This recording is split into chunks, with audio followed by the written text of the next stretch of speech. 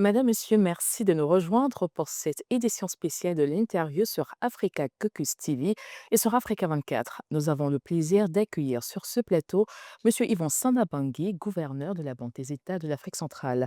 Alors que la sous-région SEMAC fait face à des défis multiples, résilience monétaire, lutte contre l'inflation, financement du développement, la BEAC, autant pour moi, joue un rôle central dans la stabilisation économique et la coordination des politiques régionales.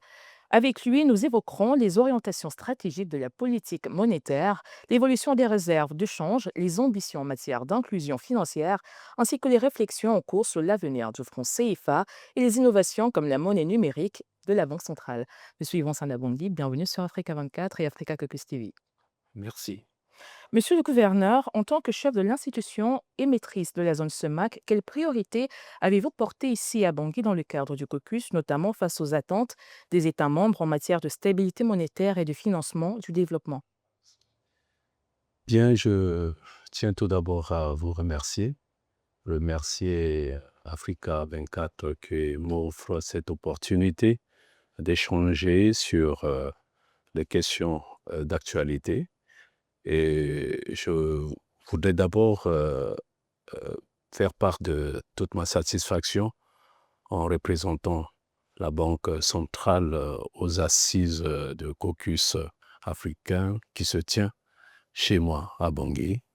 Et je voudrais dire que la Banque centrale euh, continue toujours à jouer pleinement son rôle de garantir la stabilité financière, mais aussi à s'intéresser et à s'impliquer davantage sur les enjeux de développement économique de notre sous-région, la CEMAC. Vous évoquez un sujet qui nous préoccupe et qui sont des défis qui exposent toute la sous-région, les questions de développement économique de notre sous-région. Les défis sont nombreux, mais ce sont des questions qui sont adressées dans les différentes instances de la CEMAC et également au niveau de la Banque centrale. Et aujourd'hui, je puis vous assurer qu'il existe déjà une feuille de route. Une feuille de route tracée par les chefs d'État lors des conférences précédentes et plus particulièrement celle de décembre 2024 où les chefs d'État ont réaffirmé et instruit les institutions communautaires à œuvrer pour relever les défis économiques auxquels la zone est exposée. Il s'agit globalement de porter la stratégie import-substitution pour répondre aux défis de diversification économique de la sous-région. Aujourd'hui, euh, nos pays restent vulnérables aux chocs exogènes liés notamment à la fluctuation des coûts des matières premières, ce qui impacte négativement les soldes budgétaires. Et nous devons travailler prioritairement aujourd'hui à diversifier cette économie en investissant sur des projets productifs et stratégiques dans la sous-région. S'agissant par exemple de la question sur les réserves de change, qui pour nous est un levier important et la Banque centrale ne cesse de surveiller l'évolution, le niveau de rapatriement des devises et également tout le dispositif de contrôle rigoureux au niveau d'analyse des dossiers de transfert sortants. Ceci pour que nous ayons une solidité extérieure permettant à la zone de faire face notamment aux chocs exogènes. Donc, je puisse vous dire que la stratégie import-substitution aujourd'hui est stratégique. Et au niveau de la Banque centrale, nous allons prendre des initiatives qui ira dans un cadre de mise en place d'un guichet spécial afin de financer les projets productifs dans la sous-région et inverser la tendance aujourd'hui de cette forte dépendance à l'importation. Le premier, je dirais, chapitre de notre ventilation des devises, c'est d'abord l'importation des produits pétroliers. Tout en sachant que tous les États, excepté la RCA qui n'a pas encore démarré son exploitation, les 5 pays produisent du pétrole brut. Et tout l'intérêt aujourd'hui, c'est de commencer véritablement la transformation de toutes les chaînes de valeur du pétrole d'abord. Enfin, notamment de tirer profit et tous les avantages de cette chaîne de valeur, avec notamment la production du carburant localement, production des autres chaînes de valeur. Je pourrais citer le lubrifiant. Il y a également l'engrais qu'on a besoin aussi pour redynamiser le secteur agricole, qui se fait aussi à partir notamment de pétrole. Nous avons toute l'industrie pharmaceutique également qui pourrait s'inscrire notamment dans cette chaîne de valeur. Et ensuite, après les produits pétroliers que tous les 6 pays importent, nous avons par exemple le poisson. C'est un marché, c'est une importation de près de 100 milliards annuellement. Mais vous savez, nous avons un potentiel halieutique important dans la sous-région. Les eaux du Gabon, de la Guinée équatoriale, les eaux du Cameroun, du Congo regorgent suffisamment de ces produits de première nécessité tant consommés dans la sous-région. Alors, stratégie import-substitution vise également à transformer les acteurs parce que dans toute réforme, il faut placer l'humain, la compétence humaine, le capital humain au cœur de la stratégie. Nous voulons transformer les importateurs aux producteurs. Et c'est le gage de la réussite de la stratégie import-substitution. Et nous pensons qu'aujourd'hui, on est dans cette sous-région qui importe même des produits, je dirais, inutiles. On continue d'importer l'eau dans la CEMAC. Et nous payons en devises. Et je pense que notre ambition, c'est de rendre notre banque centrale beaucoup plus forte, beaucoup plus solide. Et nous avons mis en place toute une stratégie de renforcement des fonds propres de la Banque centrale et également toutes les stratégies d'import-substitution que nous envisagerons des solutions plus innovantes pour accompagner le développement de la sous-région. Alors, au niveau des États, nous avons un engagement qui s'inscrit dans le cadre de notre plan stratégique de renforcer l'intégration régionale. Ceci dit, avec les États, avec toutes les institutions de la CEMAC et également avec le secteur privé et les établissements de crédit et financiers. Et nous travaillerons pour apporter notre appui afin que notre sous-région puisse relever durablement les défis qui s'imposent aujourd'hui.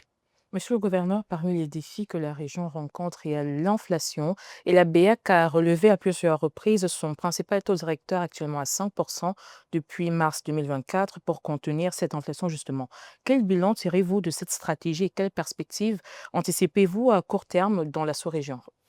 Alors, ce qui a été fait depuis 2024-2025, c'est pas qu'on a relevé. Les taux directeurs ont été maintenus durant toute l'année 2024 et a connu une légère baisse de 50 points en 2025. Et vous savez que nous assurons aujourd'hui une politique monétaire qui est très restrictive, ceci pour notamment préserver également le pouvoir d'achat des consommateurs. Donc, nous surveillons le taux d'inflation, nous surveillons également les prix à la consommation. Mais ce qu'il faut comprendre aujourd'hui, cette politique monétaire a permis notamment de contenir l'inflation dans la zone.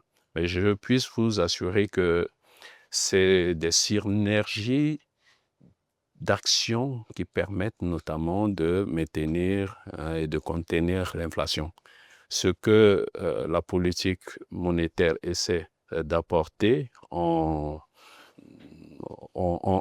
surveillant la liquidité en circulation dans la zone, il y a également des efforts déployés par les États au niveau des politiques commerciales.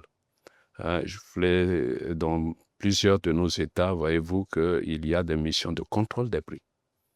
Voyez-vous, donc ça, ce sont des actions complémentaires à la politique monétaire et qui permettent d'atteindre l'objectif d'efficacité recherché.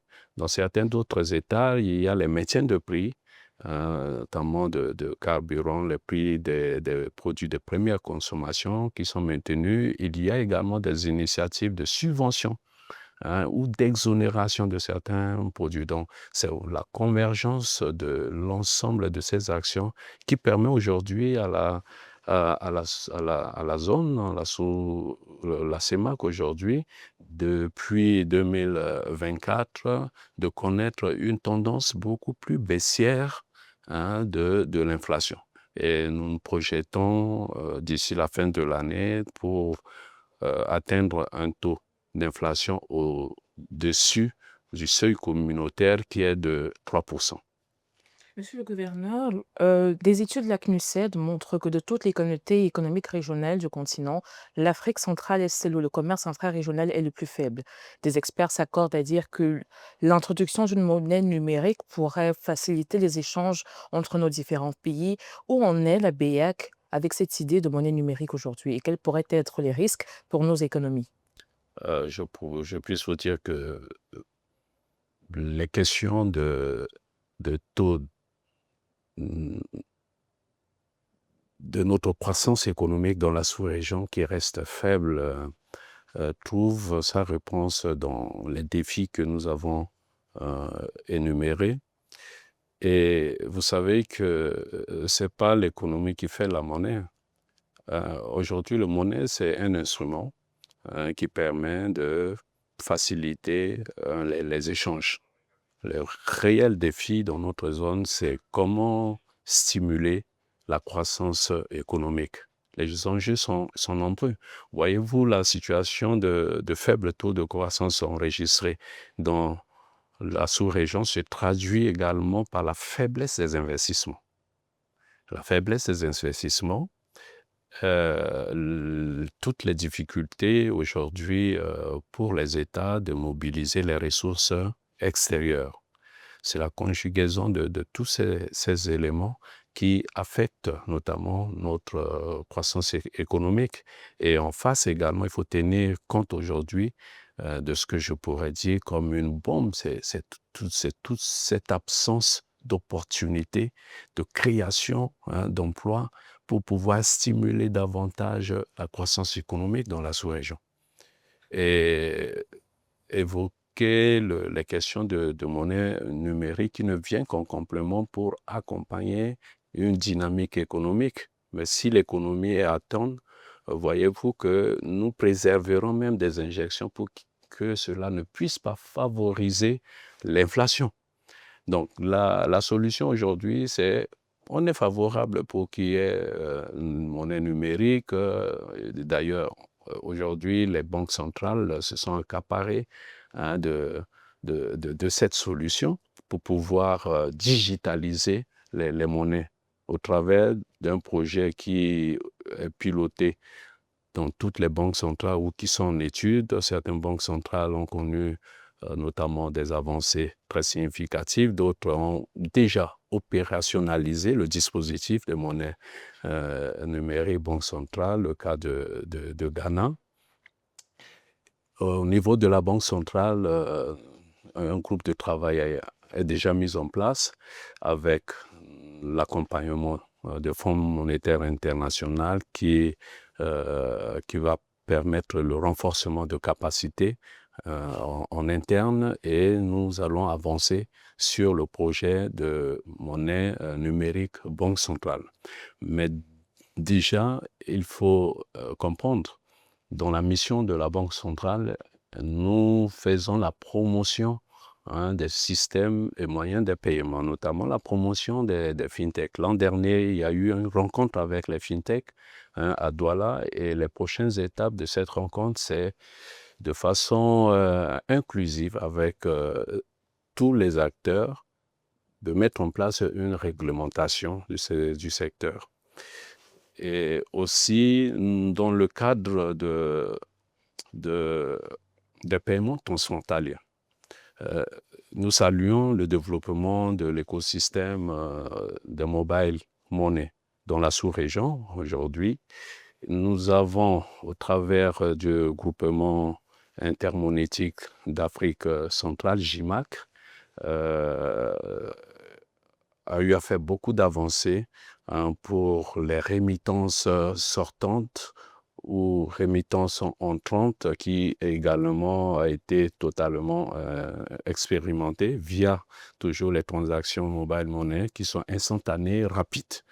Et donc, des échanges au niveau des transferts transfrontaliers sont en étude, avec notamment Afreximbank pour l'adoption, l'abonnement de la Banque centrale au système PAPS. Voyez-vous, et pour nous, nous soutenons ce système panafricain, parce que ça permettra de faire baisser les coûts des transactions. Aujourd'hui, vous voyez que la réglementation de change qui a été mise en place par les États et qui permet aujourd'hui à la Banque centrale de respecter ses engagements vis-à-vis de lutte anti-blanchiment, financement de terrorisme, et qui permet surtout de contrôler les masses monétaires qui s'échappent au contrôle, qui échappent au contrôle dans la sous-région.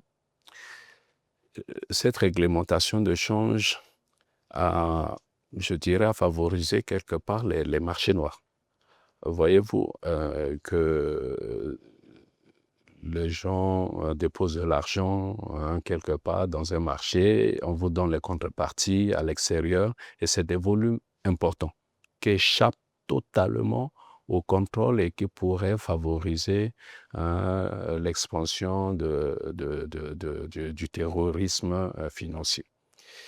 Et nous pensons que garantir la traçabilité des flux financiers en entrant ou en sortant dans notre zone est capitale. Donc, ces initiatives avec PASS est très avantageuse pour la sous-région, mais également des initiatives, comme je l'ai dit, de la promotion de FinTech et du développement encore plus accru de mobile money dans la zone permet également à la Banque centrale de mieux assurer la mission au travers de la politique de conformité que nous avons mis en place, mais également de la surveillance des systèmes et tous les systèmes et moyens de paiement qui sont aujourd'hui opérés par la Banque centrale.